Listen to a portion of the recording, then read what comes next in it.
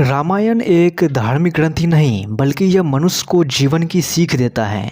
रामायण में जहाँ भगवान राम को पुरुषोत्तम कहा गया है, वहीं माँ सीता की पवित्रता दर्शाई गई है। लक्ष्मण और भरत दोनों का अपने भाई के प्रति अथाह प्रेम दिखाया गया है।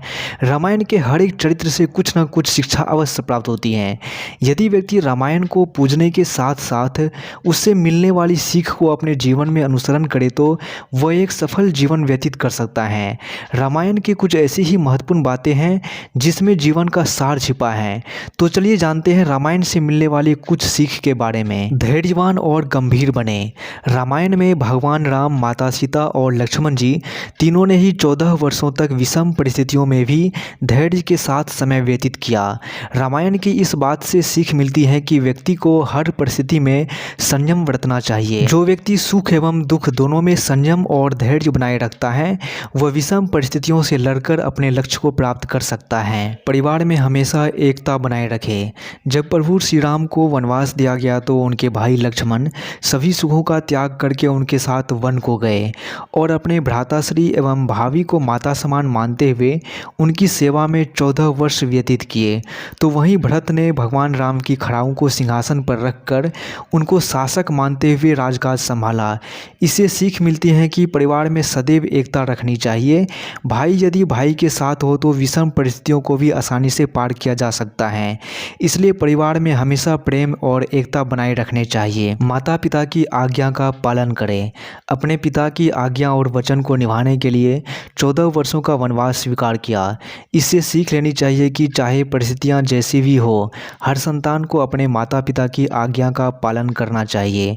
माता पिता ही इस पृथ्वी पर लाते हैं और आपको जीवन जीने के योग्य बनाते हैं। इसलिए संतान वही योग्य हैं जो अपने माता पिता का ध्यान रखें और उनकी आज्ञा का पालन करें। माता पिता के आशीर्वाद से कठिन परिस्थितियों में भी सफलता प्राप्त किया जा सकता है। एकता में शक्ति।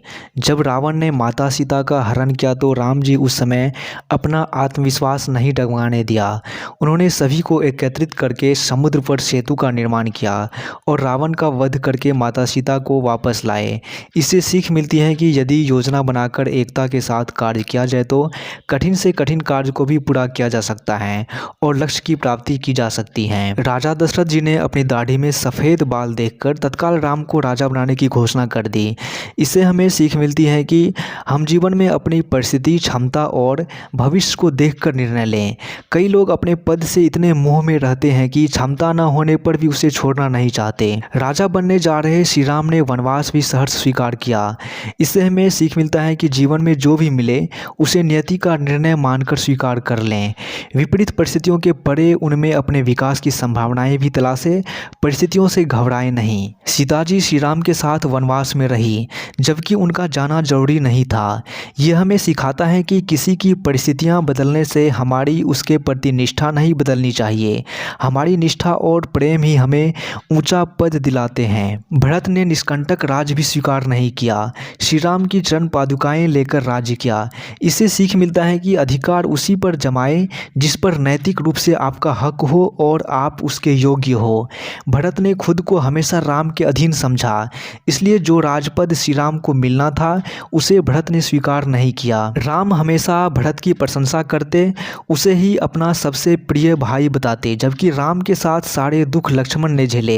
इसके बावजूद भी लक्ष्मण ने कभी इसका विरोध नहीं किया। इससे हमें सीख मिलती है कि आप कोई भी काम करें तो उसे कर्तव्य भाव से करें। प्रशंसा की अपेक्षा ना रखें। प्रशंसा की इच्छा हमें काम से विचलित करती है। तो फ्रेंड्स, आपने इस वीडियो में रामायण से मिलने वाली सीख के बारे में जाना। अगर आपको ये वीडियो अच्छा लगा हो तो वीडियो को लाइक, शेयर और चैनल को सब्सक्राइब कर लीजिए। मिलते हैं नेक्स्ट वीडियो में।